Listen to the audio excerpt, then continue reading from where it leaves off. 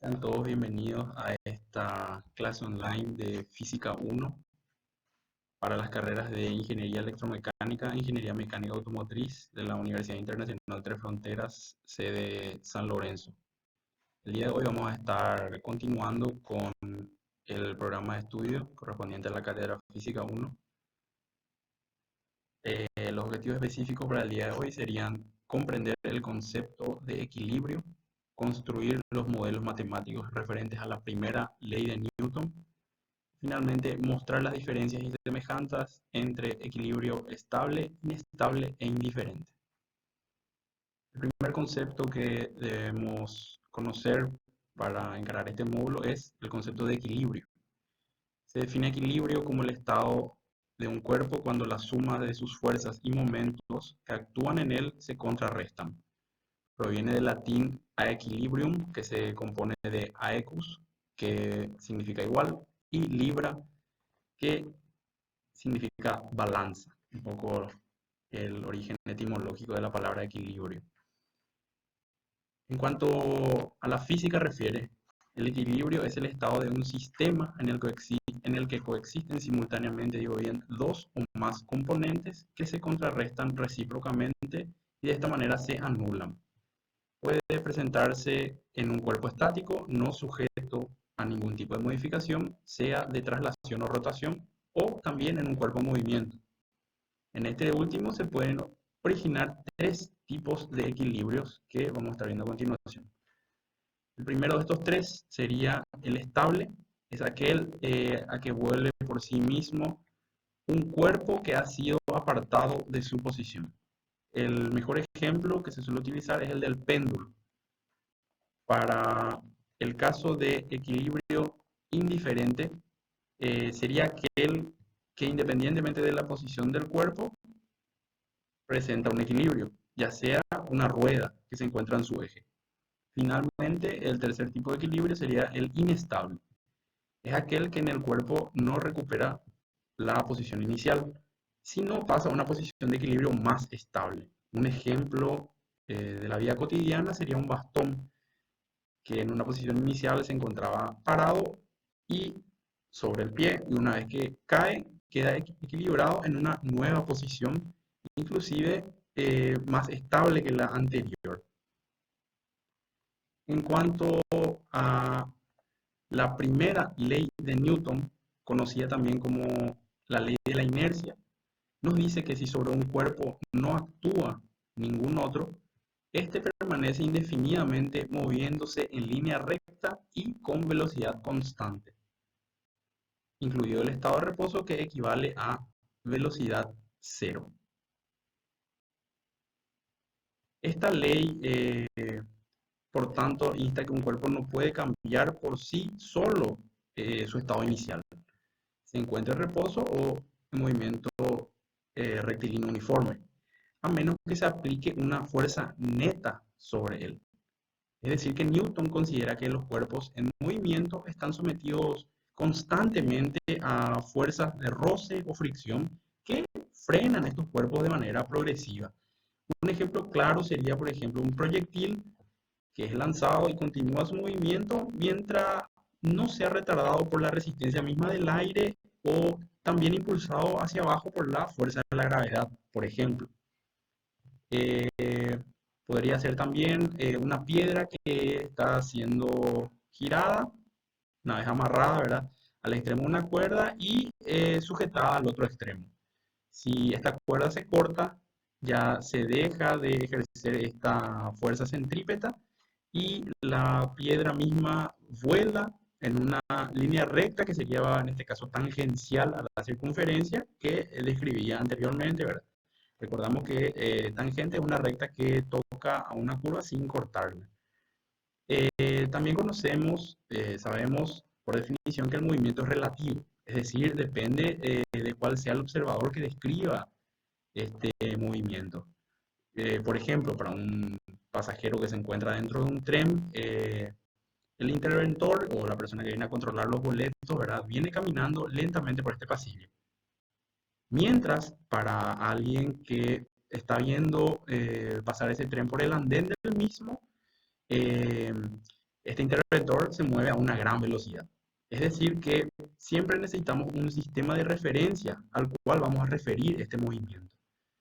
Entonces, como decíamos, la primera ley de Newton nos sirve para definir un tipo especial de sistema de referencia, conocido como sistemas de referencias inerciales.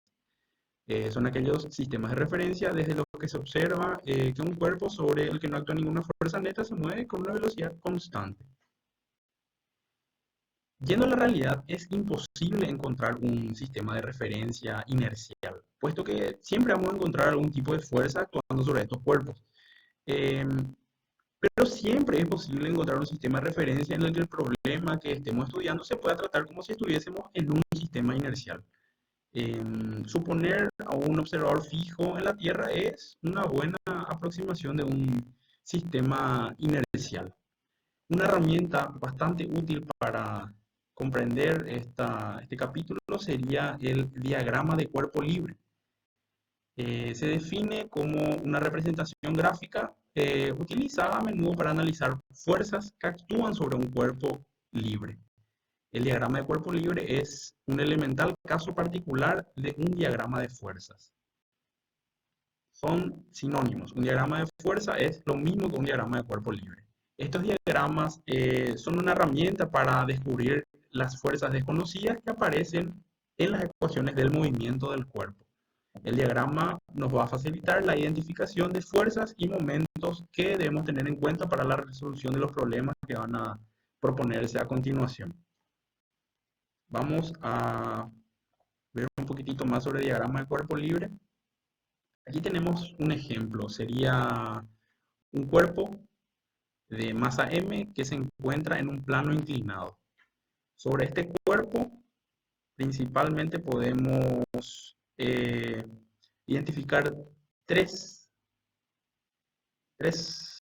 componentes esenciales. Vamos a llamarle N a la normal del plano sobre el bloque. La normal siempre aparece una vez que el cuerpo se encuentra sobre el plano. Si el cuerpo estudiado no se encuentra sobre el plano, entonces la normal no aparece. Siempre es perpendicular al plano, no siempre es perpendicular al bloque, digo bien, no así al plano. En cuanto a la fuerza de rozamiento, es la fuerza que se opone al movimiento natural. En este caso, el movimiento natural de este cuerpo sería el descenso por la pendiente misma del plano. Al descender existe una fuerza que se opone a ese descenso y esta fuerza es la fuerza de rozamiento, que como vemos está indicada de forma contraria a lo que sería el descenso natural del objeto sobre el plano inclinado. Y finalmente, y no menos importante, la fuerza peso. El peso es una fuerza, como bien sabemos, ¿verdad? Compuesto de la masa del cuerpo a ser estudiado y la aceleración de la gravedad, que para fines prácticos de este curso vamos a estar asumiendo el valor de 10 metros sobre segundo al cuadrado.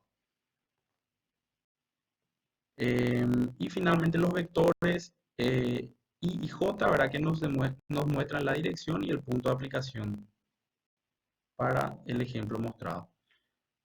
Vamos a pasar a nuestro primer problema de aplicación, el número 1, y en la figura que vamos a mostrar en la siguiente lámina, se indican dos cuerpos, 1 y 2, de masas M1 20 kilogramos y M2 50 kilogramos. Están unidos entre sí por una cuerda ideal que pasa por una polea fija y el sistema unido a una barra horizontal. Admitiendo el valor de la gravedad, como les comenté anteriormente, 10 metros sobre segundo al cuadrado, la fuerza que la polea ejerce sobre la barra es en Newton igual a, tenemos tres alternativas. Cuerda ideal se refiere a una cuerda que es inextensible y cuyo peso se puede despreciar para los análisis matemáticos. Es decir, solamente vamos a concentrarnos en las fuerzas que actúan sobre las masas y sobre la polea inclusive. Este sería la representación gráfica de los dos cuerpos 1 y 2 que se encuentran unidos por una cuerda ideal en una polea, que a su vez está unida a una barra. Vamos a identificar uno a uno todos los elementos. Aquí se ve más claro. Como les dije, empezando de arriba para abajo, tenemos la barra, a la cual está sujeto todo el sistema, la polea, una polea a la cual vamos a también despreciar su peso para este problema, la cuerda ideal que une los cuerpos 1 y 2, que es inextensible y cuyo peso también despreciamos, y finalmente los dos cuerpos que vamos a estar estudiando, el cuerpo 1 y el cuerpo 2. Pasando un poquitito a la siguiente lámina e iniciando lo que sería el diagrama, el análisis mediante el diagrama de cuerpo libre del cuerpo 1, observamos que actúan dos fuerzas sobre el cuerpo 1. La fuerza tensora, que es la que estira este cuerpo para arriba, y la fuerza peso, que en este caso está estirando el cuerpo para abajo. Como este sistema se encuentra en equilibrio numéricamente, la fuerza tensora y el peso tienen el mismo valor. Como la misma cuerda afecta a ambos cuerpos, entonces la fuerza tensora que actúa sobre el cuerpo 1 es la misma fuerza tensora que actúa sobre el cuerpo 2. Como dijimos que está en equilibrio, entonces la fuerza tensora es igual a peso 1, ya que se encuentra en equilibrio. Como sabemos, el peso está compuesto de la masa por la gravedad. La masa, dado en el enunciado, era de 20 kilogramos en el sistema internacional y la gravedad 10 metros sobre segundo cuadrado también en el sistema internacional. No necesitamos hacer ninguna conversión. Multiplicados entre sí nos da un valor de 200 newton. Eso con respecto a la fuerza tensora, que ya identificamos tanto en la misma fuerza tensora, tanto en el cuerpo 1 como en el cuerpo 2. Pasando un poquitito al análisis del diagrama de cuerpo libre del cuerpo 2, si bien no vamos a necesitar más hallar la fuerza tensora del cuerpo 2, ya que sabemos que es la misma, porque se encuentran en la misma cuerda, y una cuerda ideal. De igual manera, vamos aquí en esta lámina, estamos analizando un poquitito las fuerzas que actúan sobre este cuerpo 2. Como le había dicho anteriormente, la normal, perpendicular actúa y aparece aquí. ¿Por qué? Porque el cuerpo se encuentra sobre el plano, ¿sí? Y las que siempre actúan, en este caso sería la fuerza tensora que está estirando para arriba nuestro cuerpo y la fuerza peso que le está llevando para abajo, ¿sí? Para este segundo cuerpo, este cuerpo número 2, tendríamos entonces que peso 2 sería igual a la sumatoria de la fuerza tensora más la normal. Como vemos, vectorialmente, como sabemos también, ¿verdad? La fuerza peso es una magnitud vectorial y la fuerza tensora también es una magnitud vectorial, como la normal. Entonces, haciendo la suma, vemos que el peso no es nada más que la sumatoria de la fuerza tensora y la fuerza normal, ya que se encuentran en la misma dirección. Y finalmente, y atacando un poquitito lo que era la problemática del ejercicio, verificamos el diagrama de cuerpo libre en la polea. Aquí en esta lámina observamos un poquitito entonces una T', que sería la fuerza tensora de la polea, es decir, de la polea y del cuerpo 1 y el cuerpo 2, la fuerza tensora que existe en esa cuerda que está uniendo la polea fija y el sistema, o sea, la barra superior y la polea. La fuerza tensora que une entonces estos dos elementos sería la T' representada aquí. Y las fuerzas que ya habíamos identificado anteriormente, las dos fuerzas tensoras. Si se fijan, cambia de dirección la fuerza tensora. ¿Por qué ocurre esto? Porque cambia el sistema de referencia. Ahora ya no estamos analizando ni el cuerpo 1 ni el cuerpo 2, sino la polea. Y si analizamos la polea, vemos que ambas cajas están estirando para abajo la polea. Y la fuerza T' sería, la fuerza tensora T' sería la que está estirando para arriba esta polea, hacia la barra. Entonces, siempre tener en cuenta que hay que tener bien en claro el sistema de referencia al cual estamos analizando. En este caso es la polea, por eso cambia un poquitito el sentido de las fuerzas, de las magnitudes estas vectoriales que tenemos, las fuerzas tensoras. Y haciendo un análisis rápido algebraico, vemos que la fuerza tensora es la única que actúa para arriba, entonces sería igual a la sumatoria de las dos fuerzas tensoras que están estirando esta polea para abajo, ¿verdad? T más T igual a 2T. Entonces T' sería el doble de la fuerza tensora que hallamos analizando el cuerpo 1, que nos había dado como resultado 200 newton. Entonces, una vez que hacemos esta multiplicación, obtenemos el valor de la fuerza que ejerce la polea sobre la barra. Y obtenemos el valor de 400 newton, entonces, para este primer ejemplo. Bien fácil, algebraicamente hablando, ¿verdad? Pero un poquitito para empezar a conocer los conceptos y empezar a analizar lo que es el diagrama de cuerpo libre. Tenemos a continuación un segundo problema de aplicación. En este caso nos muestra una figura que representa dos cuerpos del mismo peso unidos por medio de hilos ligeros e inextensibles. Es decir, una cuerda ideal, un hilo ideal. En este caso nos indica también que las poleas tienen de vuelta masa despreciable, que sería la constante en todos los ejercicios que vamos a ir realizando, a no ser, claro, que el problema indique lo contrario. Lo que queremos hallar aquí es la fuerza que ejerce el piso sobre la polea, B, y el valor del mismo. Entonces vamos a pasar un poquitito al gráfico de este problema, aquí en esta diapositiva. Serían entonces tres poleas A, B y C iguales, ideales, y dos cuerpos de misma masa P. Entonces, volviendo un poquitito, disculpen, a la lámina anterior, las tres alternativas, como valor A tenemos P, como valor B la mitad de P, un medio P, y la tercera alternativa, digo bien, el doble de P. Un problema netamente algebraico, no hay nada aritmética en esto, o sea, sería nada más análisis.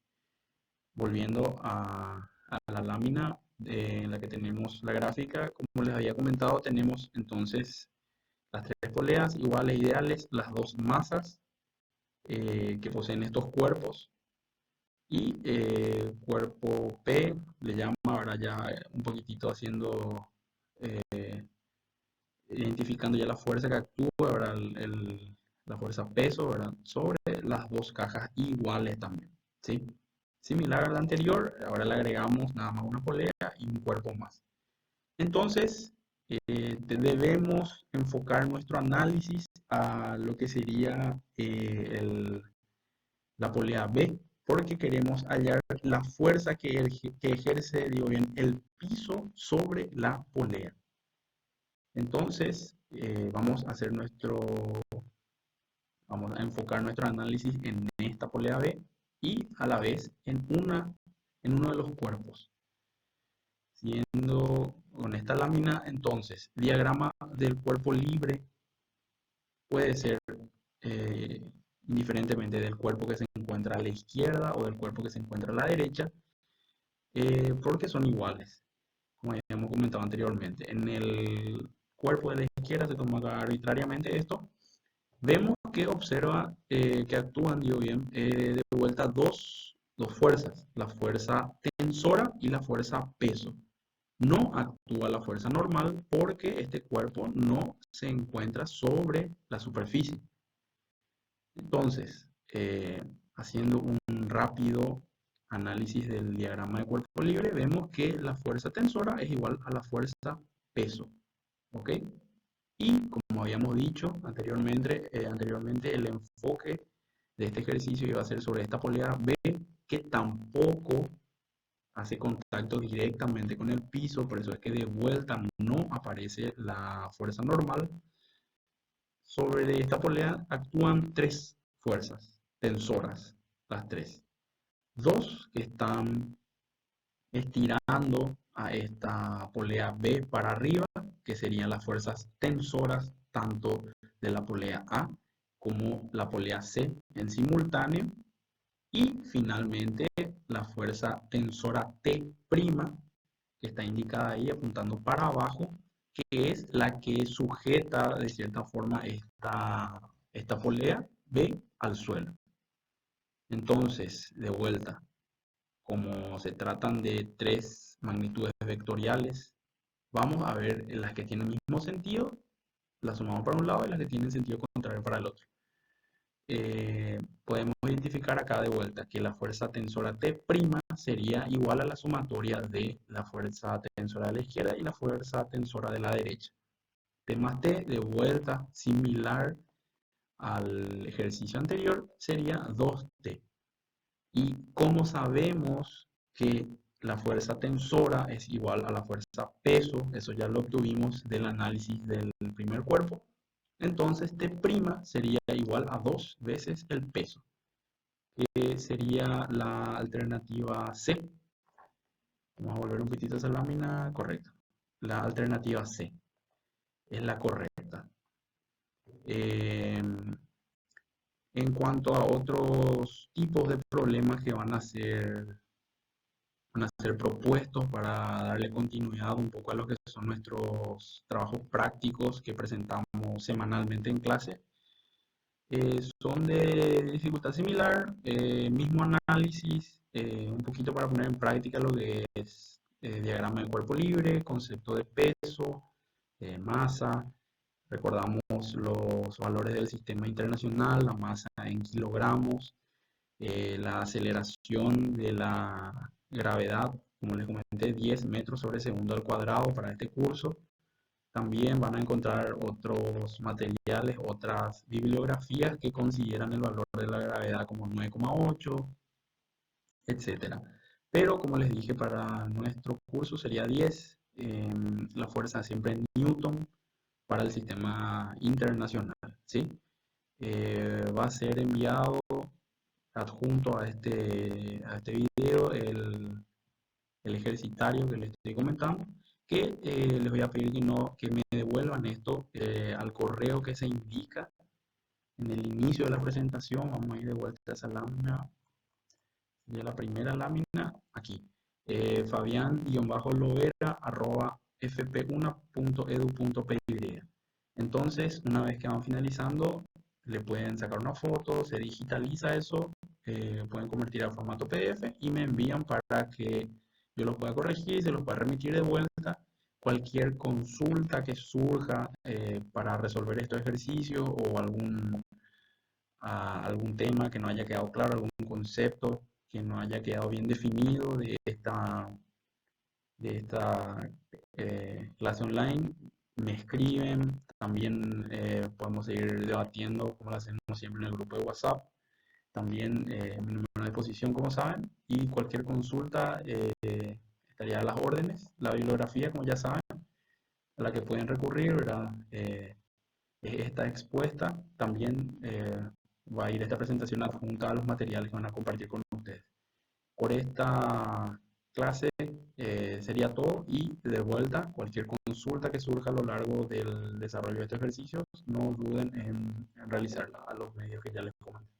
Un saludo grande para todos y eso es todo por esta clase. Hasta la próxima.